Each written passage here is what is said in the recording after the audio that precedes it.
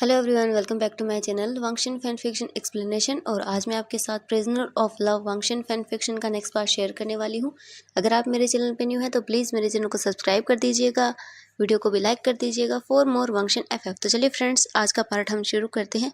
इससे पहले वाले पार्ट में हमने देखा था कि सिचेन ने वांगजी के इस साइकोनस को दूर करने के लिए विंग को यहाँ से दूर भेजने की कोशिश की थी, लेकिन अनफॉर्चुनेटली रास्ते में ही लैंसिचेन की कार का एक्सीडेंट हो जाता है। इसके बाद हमें एक हॉस्पिटल का सीन दिखाया जाता है, जहाँ पर लैंसिचेन बेड पर लेटे हुए थे और एक नर्स जब उनकी ओर देखती है तो वो अपनी आइज़ को ओपन कर लेते हैं।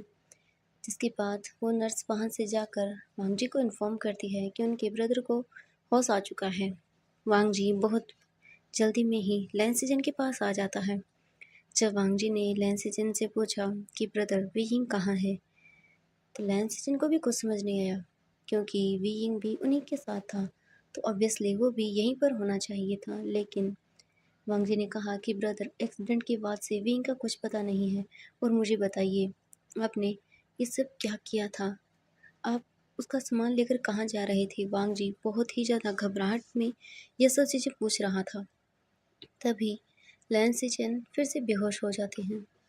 इसके बाद से हमें फिर 3 घंटे के बाद का सीन दिखाया जाता है। वांगजी अभी भी अपने ब्रदर के पास बैठा हुआ था। लैंसिचेन फिर से अपनी आइज़ को ओपन करते हैं। वांगजी जब ये देखता है तो वो उनके पास आकर बैठ जाता है और बोलता है कि ब्रदर प्लीज़ बताइए मुझे, वीइंग कहाँ है? प्लीज़, वो मुझे नहीं मिल रहा। प्लीज़ ब्रदर बता दीजिए कहाँ है वो? लैंसिचेन ने अपनी आइज़ को कसकर बंद कर लिया और उसके पास लैंसिचेन ने जो भी हुआ था वो सब बता दिया। वांगजी ये सुनकर हैरान हो गया। वांगजी को कुछ समझ नहीं आया कि उसके ब्रदर उसे विंग से दूर कर रहे थे। इसके बाद लैंसिचेन ने कहा, वांगजी मेरी बात को सुनो। लेकिन वांगजी चेयर से खड़ा हो जाता है और वो हॉस्पिटल रूम से बाहर जाने लगा। तो लैंसिचेन बहुत घबरा गए। लैंसिचेन जल्दी से बेड से खड़े होने की कोशिश करते हैं और बोलते हैं, वांगजी प्लीज़ प्लीज़ मेरी बातों को सुनो, प्लीज़ वांगजी, वांगजी प्लीज़। लेकिन वांगजी लैंसिचेन की कोई बात नहीं सुनता और हॉस्पिटल रूम से बाहर चला जाता है। लैंसिचेन के सर में और उसकी पूरी बॉडी में बहुत दर्द हो रहा था, जिस वजह से वो बेड से उठ नहीं पाते और वो फिर से बेड पर गिर जाते हैं। तभी एक नर्स भी रूम के अंदर आ जाती है। लैंसिचेन उस नर्स से बोलते हैं कि प्लीज़ मुझे बताइए, वो अभी जो यहाँ था वो कहाँ है? तो नर्स ने कहा कि सर वो तो अभी यहाँ से जा रहे हैं। तभी लैंसिचेन ने कहा कि और यहाँ पर कौन-कौन एडमिट हुआ है? तो उन्होंने कहा कि सर आपके हस्बैंड, जिनका नाम जियांग चेंग है, वो भी एडमिट हैं और अभी वो थोड़ी क्रिटिकल कंडीशन में हैं। लेकिन सर वो अब खतरे से बाहर हैं, आप उनसे थोड़ी देर बाद में मिल सकते हैं, उन्हें आपके ही रूम के अंदर शिफ्ट कर दिया जाएगा। इसके बाद लैंसिचेन ने कहा, क्या यहाँ पर एक और पर्सन एडमिट नहीं हुआ था जिसका नाम वी यिंग है? प्लीज़ मुझे बताइए। तो उस नर्स ने कहा कि नहीं सर, आपके साथ ओनली आपके हस्बैंड जियांग चैंग ही यहाँ पर एडमिट हुए थे, उनके साथ और कोई नहीं था। हाँ, अभी जो पर्सन यहाँ से गए हैं वो भी एक और पर्सन के बारे में बोल रहे थे, लेकिन आपके साथ और कोई एडमिट नहीं हुआ। आपके साथ सिर्फ ओनली आपके हस्बैंड ही एडमिट हुए हैं। इसके बाद वो नर्स वहाँ से चली जाती है। लैंसिचेन को कुछ समझ नहीं आया। वो बहुत घबरा गई कि विहिंग कहाँ चला गया। एक्सीडेंट के बाद से वो कहाँ जा सकता है? वो हमारे साथ ही तो कार के अंदर था। ऐसा कैसे हो सकता है? लैंसिचेन कुछ भी समझ नहीं पा रहे थे। वो बहुत ज़्यादा टेंशन में आ गए, लेकिन मेडिसिन के असर के कारण वो फिर से आँखों को बंद कर लेते हैं। और वहाँ दूसरी तरफ वांग जी हॉस्पिटल से बाहर आ चुका था। उसे कुछ समझ नहीं आया कि क्या हो गया। वांग जी जल्दी से अपनी कार के अंदर बैठा और फिर से उसी एक्सीडेंट वाली जगह चला गया। वांग जी वहाँ जाकर सब तरफ देखने लगा और वीइंग का नाम ज़ोर-ज़ोर से चिल्लाते हुए बोला, वीइंग प्लीज़, प्लीज़ वापस आ जाओ वीइंग, वीइंग तुम कहाँ चले गई? प्लीज़ वीइंग, वीइंग प्लीज़ वापस आ जाओ। लेकिन वहाँ पर कोई नहीं था। ओनली वहाँ पर बैरिकेडिंग की गई थी पुलिस के द्वारा। जहाँ पर एक्सीडेंट हुआ था वहाँ पर कुछ नहीं था, सिर्फ कुछ पुलिस वाले वहाँ पर खड़े हुए थे। वांग जी जल्दी से उनके पास जाता है। जैसे ही वो पुलिस वाले वांग जी को देखते हैं तो वो उन्हें ग्रीट करते हैं और बोलते हैं कि सर, हमें आपके हस्बैंड के बारे में अभी तक कुछ पता नहीं चला। हमें सिर्फ यही पता चला है कि यहाँ से एम्बुलेंस में सिर्फ 2 लोगों को भेजा गया था। तीसरे पर्सन के बारे में अभी तक हमें कुछ पता नहीं चला। सर, हम आपको जैसे ही पता चलेगा इन्फॉर्म कर देंगे। आप अभी घर जाइए। वांग जी उन पर चिल्लाते हुए बोला, आप कैसे बोल सकते हैं? यहाँ पर मेरा हस्बैंड गायब है। आप लोगों को समझ भी आ रहा है कि क्या हुआ है? आप जल्दी से जल्दी उसे ढूँढिए वरना। तो उनमें से एक ने कहा कि सर, आप चिंता मत कीजिए, हम उन्हें ढूँढ रहे हैं। हमसे जितना जल्दी होगा हम उन्हें ढूँढ लेंगे, प्लीज़ सर। इसके बाद वांग जी अपनी कार के अंदर बैठ जाता है और वो फिर से हॉस्पिटल के पास आ गया। वांग जी को कुछ समझ नहीं आ रहा था कि वो क्या करे और क्या न, कहाँ ढूँढे। इसके बाद वांग जी ने अपने फ़ोन को निकाला और वांग जी ने कहा, प्लीज़ उसे ढूँढो, प्लीज़। वांग जी की आँखों में आँसू आ रहे थे। जब उस पर्सन ने वांग जी के इन शब्दों को सुना तो वो पर्सन 1 मिनट के लिए शॉक हो गया। उसके हाथ से उसका फ़ोन नीचे गिर गया। कुछ टाइम के बाद वो पर्सन अपने होश के अंदर आया और बोला, सर, आप ये सब मत बोलिए, हम उन्हें ढूँढते हैं। उस पर्सन ने पहली बार वांग जी के मुँह से प्लीज़ शब्द सुना था। उस पर्सन को बहुत ही ज़्यादा बुरा फ़ील हो रहा था। जो पर्सन आज तक सिर्फ़ लोगों पर चिल्लाता है, आज वो प्लीज़ बोल रहा था। ये बहुत बड़ी बात थी।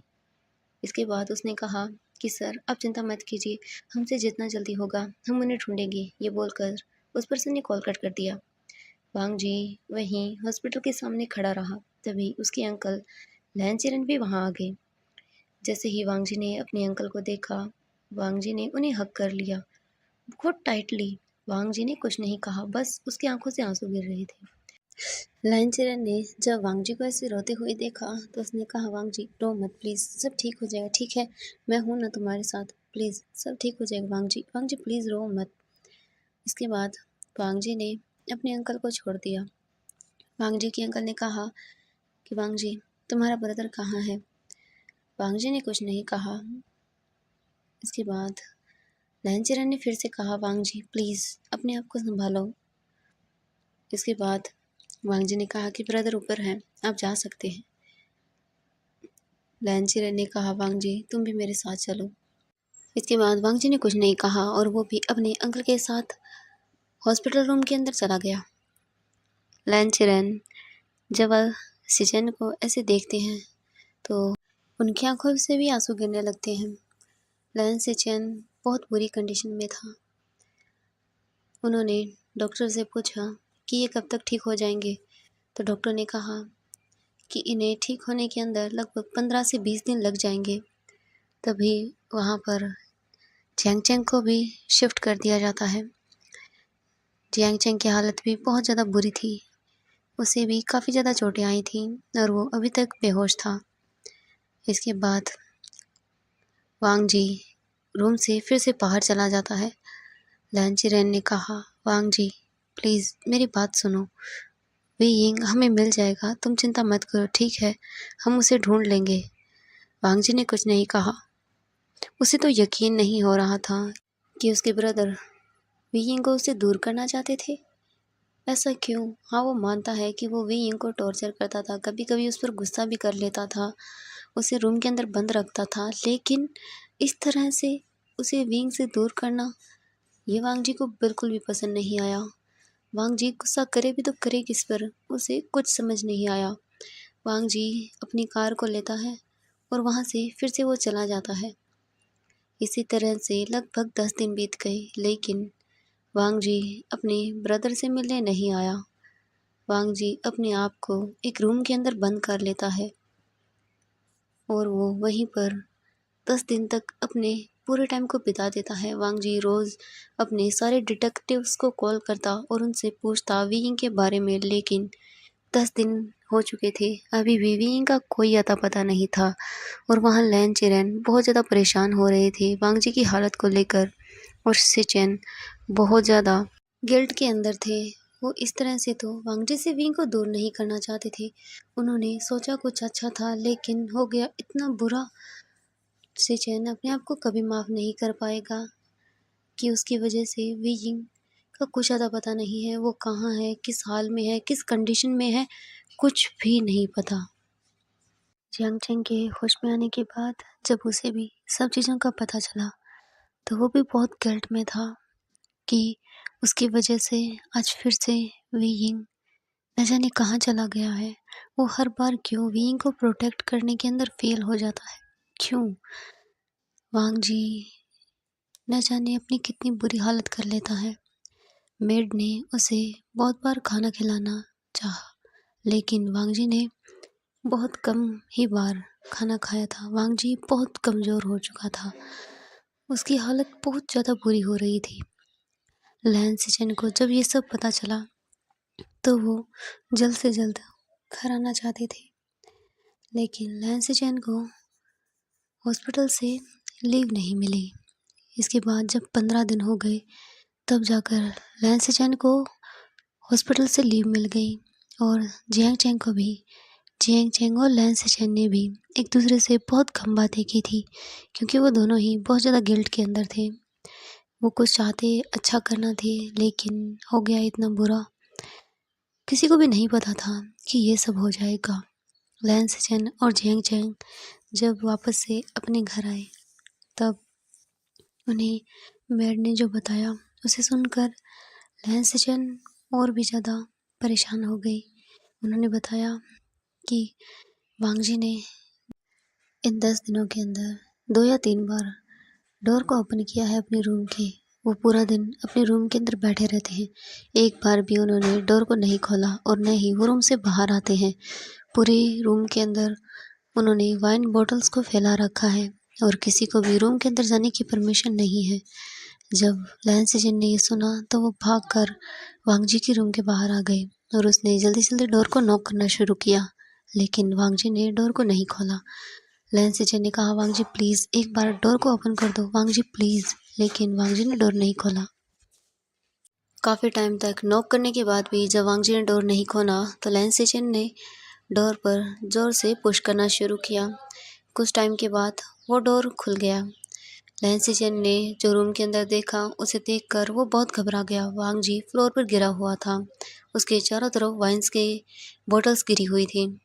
लैन सिचन ने भागकर वांग जी को उठाने की कोशिश की उसके पास जाकर, लेकिन वांग जी नहीं उठा। ये देखकर लैन सिचन बहुत ज़्यादा घबरा गई। लैन सिचन ने जल्दी से वांग जी को गोद में कैरी किया और उसे बेड पर सुला दिया। उसने जल्दी से डॉक्टर को कॉल किया। कुछ टाइम के बाद ही डॉक्टर वहाँ पर आ गए। तब तक मेड ने पूरे रूम को क्लीन कर दिया था।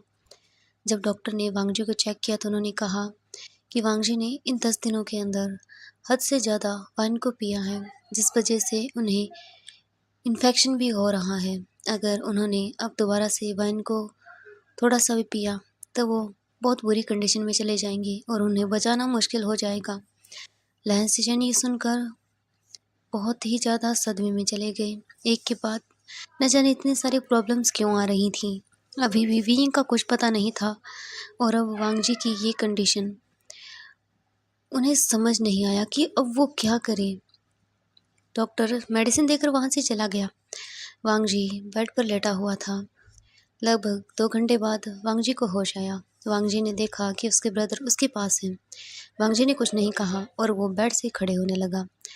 लैन सिचन ने कहा, वांग जी प्लीज़ रुक जाओ, लेकिन वांग जी ने अपने ब्रदर की बात नहीं सुनी और वो बेड से खड़ा होकर रूम से बाहर जाने लगा। लैन सिचन ने वांग जी का हाथ पकड़ा और उसे फिर से बेड पर बिठा दिया और कहा, वांग जी अपने आप को संभालो प्लीज़। मैं जानता हूँ ये मेरी गलती है कि आज वीइंग यहाँ नहीं है, लेकिन हम वीइंग को ढूंढ लेंगे वांग जी। हम मिलकर वीइंग हमें ज़रूर मिल जाएगा वांग जी, प्लीज़ मेरी बात सुनो। लेकिन वांग जी ने अपने ब्रदर की ओर देखा और स्माइल करते हुए कहा कि ब्रदर, आपको टेंशन लेने की ज़रूरत नहीं है।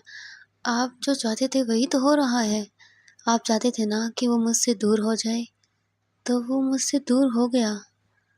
मैं ढूंढ लूँगा उसे। आपको चिंता करने की ज़रूरत नहीं है। ये बोलकर वांग जी वहाँ से जाने लगा, लेकिन लैन सिचन ने वांग जी को पीछे से हग कर लिया और कहा वांग जी, आई एम सॉरी, प्लीज़ मुझे माफ़ कर दो मेरे भाई। ये सब मेरी गलती है, प्लीज़ मुझे माफ़ कर दो। मैं तुमसे प्रॉमिस करता हूँ कि वियिंग मेरी वजह से चला गया है कहीं दूर, मैं ही उसे वापस लेकर आऊँगा। प्लीज़ वांग जी। वांग जी ने कुछ नहीं कहा। उसके बाद लैन सिचेन वांग जी को फिर से बेड पर लाकर सुला देते हैं। वांग जी पर मेडिसिन का असर हो गया था, जिस वजह से वो फिर से सो गया। लैन सिचेन अपने हर एक डिटेक्टिव, हर एक एजेंसी जहाँ पर हो सकता था वहाँ पर उसने कांटेक्ट किया और विंग के बारे में सारी इन्फॉर्मेशन दी और उसे हर एक बात बताई और कहा कि ये पर्सन हमें जल्द से जल्द चाहिए। जितना जल्दी हो सके प्लीज़ आप इसे ढूंढ लीजिए। इसके बाद लैन सिचेन ने डेली सबको कॉल करना शुरू किया। वो हर जगह विंग को ढूंढ रहे थे और वहाँ पर वांग जी की हालत और भी बुरी होती जा रही थी। दिन पर दिन बीत रहे थे लेकिन वेइंग के बारे में कुछ भी नहीं पता चल रहा था। ऐसे लग रहा था जैसे वेइंग उसके बाद से कहीं गायब हो गया हो। कोई चाहता ही नहीं कि वेइंग वापस आए। वांग जी दिन ब दिन अपनी हालत को ख़राब करते जा रहा था। 2 महीने बीते, 3 महीने बीते लेकिन वेइंग के बारे में कोई पता नहीं था। सब लोगों ने उम्मीद छोड़ दी थी कि वेइंग अब कभी मिलेगा भी, लेकिन वांग जी इन 1.5 महीनों 2 महीनों के अंदर धीरे-धीरे बदलता जा रहा था। उसके अंदर से इमोशन ख़त्म हो रहे थे। उसके अंदर किसी काम को लेकर, किसी चीज़ को लेकर वो सब चीज़ें ख़त्म हो रही थी कि उसे करना है, नहीं। वो अपने आप को खोता जा रहा था दिन-ब-दिन। इसी तरह से लगभग 1 साल बीत गया। वेइंग के बारे में लगभग सब लोग भूल चुके थे कि वेइंग एक्ज़िस्ट भी करता था। सिर्फ़ वांग जी, सिचेन और जियांग चेंग यही वेइंग को कभी भूल ही नहीं पाए और जब दूसरी तरफ यानली को ये सब पता चला तो उसने सब लोगों से दूरियां बना ली। वो अपने भाई को लेकर बहुत ज़्यादा पॉसेसिव थी। उसने वांग जी से भी कुछ नहीं कहा क्योंकि ये गलती वांग जी की भी नहीं थी। न जाने वेइंग कहाँ चला गया था। वेइंग तो मानो गायब ही हो गया था। 1 साल बीत गया। इस 1 साल में वांग जी हद से ज़्यादा बदल गया। वांग जी के अंदर से इमोशन ख़त्म हो चुके थे। वांग जी ज़्यादा से ज़्यादा अपने ऑफ़िस के अंदर अपने टाइम को बिताने लगा था। वो घर भी नहीं जाता था क्योंकि घर अब वो जाए तो किसके लिए जाए, जिसके लिए वो घर जल्दी जाना चाहता था। अब तो वो ही घर पर नहीं था, तो वो किसके लिए जाए। वांग जी सब चीज़ें समझ चुका था। वांग जी को कुछ महीने पहले ही विंग की एक डायरी मिली थी जिसमें उसने हर छोटी-सी बात, हर बड़ी बात जो भी वांग जी से वो नहीं कह पाता था, हर एक चीज़ उसने स्केच के ज़रिए वहाँ पर बताई हुई थी। उन ड्राइंग्स को देखकर वांग जी को पता चला कि वियिंग किस ट्रॉमा से गुज़रता था जब वांग जी वो सब करता था। वियिंग की क्या ख्वाहिशें थी, वियिंग क्या चाहता था, उसे वो हर एक बात, हर एक चीज़ पता चली। लेकिन क्या फ़ायदा, अब वो पर्सन ही नहीं था जो वो ये सब बातें वांग जी से करना चाहता था। वांग जी को बहुत गिल्टी फ़ील होता था कि उसने वियिंग को क्यों नहीं समझा, क्यों उसकी फीलिंग्स की केयर नहीं की, क्यों हर बार वही किया जो उसे करना था, क्यों उसने वियिंग से एक बार भी अच्छे से बैठकर बात नहीं की। भले ही वियिंग बोल नहीं पाता था लेकिन वो कुछ ना कुछ तो करता, चाहे वो कुछ भी करता लेकिन वो वियिंग से कुछ तो शेयर कर पाता अपना, लेकिन ऐसा कुछ नहीं हुआ। अब वो पर्सन ही नहीं है। लोग सच कहते हैं, किसी के जाने के बाद ही हमें उसकी कदर होती है। वेइंग का जाना वांग जी को पूरी तरह से बदल गया। वांग जी अपने आप को खो चुका था बिल्कुल। पहले वाला ये था ही नहीं वांग जी। किसी से ऊँची आवाज़ में बात करना बिल्कुल नहीं, एकदम शांत बन चुका था। इन 1 साल में वांग जी ने अपने आप को बिल्कुल ही खो लिया। वांग जी अपने ब्रदर से दूर हो चुका था। अपने ब्रदर से ही क्या, वो तो अपनी पूरी फैमिली से दूर हो चुका था। वांग जी ने 2 महीने से अपने ब्रदर का फेस तक नहीं देखा, ना ही वो अपने घर गया। अपना आधे से ज़्यादा टाइम वो ऑफ़िस में या फिर ऐसे ही सड़कों पर बिताता है। उसे परवाह ही नहीं है और वांग जी हद से ज़्यादा वाइन पीता है। इसी तरह अपनी तबीयत को ख़राब करता रहता है। वांग जी बहुत बुरी कंडीशन में है। ये बात सिर्फ लैन सिचेन जानता है। लेकिन उसने बहुत कोशिश की अपने भाई को फिर से पहले जैसे करने की, लेकिन वो नहीं कर पाया। वी यिंग अपने साथ वांग जी को भी लेकर गया था। उसे किसी चीज़ की परवाह ही नहीं थी। इसी तरह वांग जी अपनी कार में बैठा हुआ अपने ऑफिस की ओर जा रहा था। तभी उसकी नज़र एक मॉल के अंदर लगी हुई एक बैनर पर जाती है, जिसे देखकर वो शॉक हो गया। वांग जी ने जल्दी से कहा, ड्राइवर कार को रोको। वांग जी कार से उतरकर भागकर उस मॉल पर लगे हुए उस पोस्टर के पास जाकर खड़ा हो गया। वांग जी को न जाने क्यों वो पर्सन जो उस स्केच में था वो बहुत फेमिलियर लगा। जो वहाँ पर लिखा हुआ था वो बहुत फेमिलियर लगा।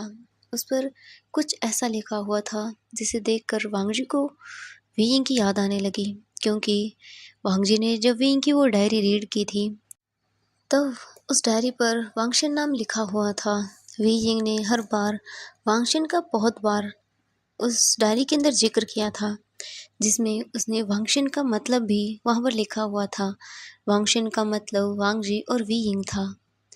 ये बात सिर्फ वी यिंग जानता है कि इस वर्ड का मतलब क्या है, और दूसरा सिर्फ वांग जी जो स्केचेस वहाँ पर थे वो भी वांग जी समझ गया था कि ये वी यिंग का स्केच है, और ये दूसरा जो स्केच है वो वांग जी का है। भले ही इसमें बहुत ज़्यादा डिफरेंस है, लेकिन वांग जी समझ चुका था।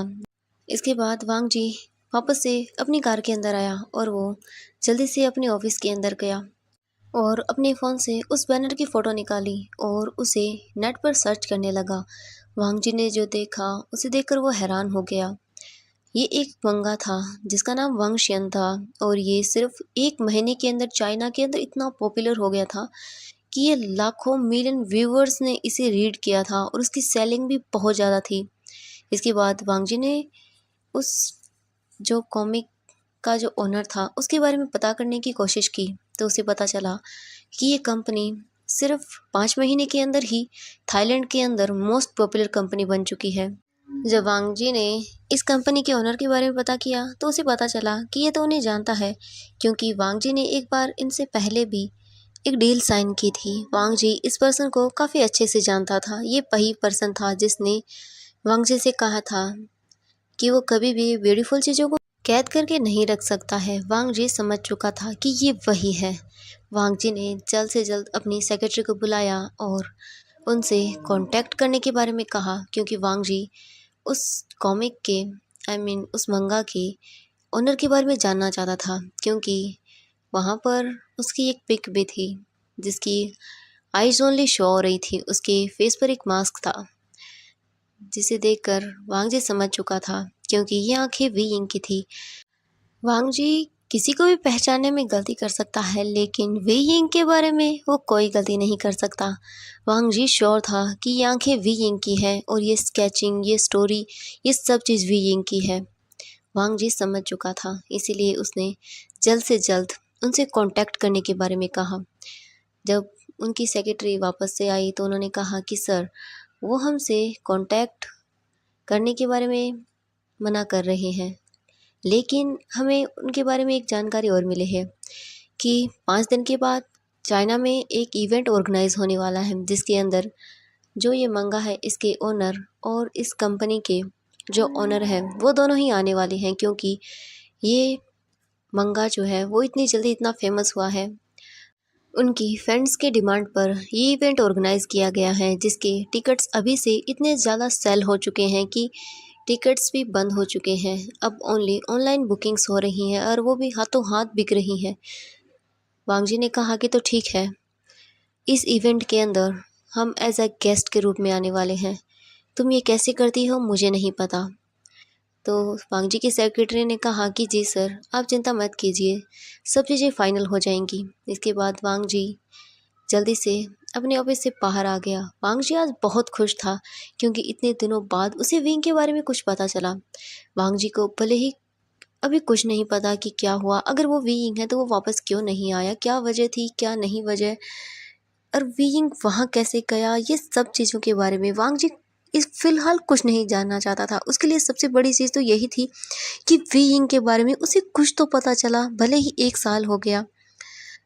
सब लोग उम्मीद छोड़ चुके थे कि वी यिंग अब इस दुनिया में है भी, लेकिन वांग जी ने कभी उम्मीद नहीं छोड़ी। तो फ्रेंड्स आज के लिए बस इतना ही। नेक्स्ट पार्ट के लिए वेट कीजिएगा। Thank you so much friends मेरी वीडियो देखने के लिए।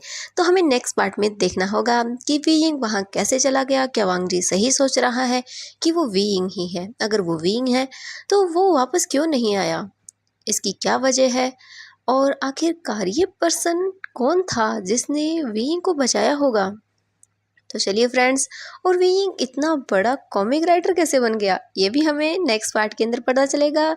तो हम इसके बाद हम एक न्यू वी यिंग को देखेंगे। तो चलिए फ्रेंड्स, बाय बाय। और आज का पार्ट आप लोगों को कैसा लगा मुझे ज़रूर बताना। अभी भी मेरा गला ख़राब है, लेकिन मुझे वीडियो बनानी पड़ रही है। आप लोग मुझे इतना कमेंट करते हैं कि मैं क्या करूं। तबीयत भले ही ख़राब है, लेकिन कोई बात नहीं, आप लोगों के लिए मैं इतना तो कर ही सकती हूँ। तो bye bye friends, thank you so much मेरी वीडियो देखने के लिए।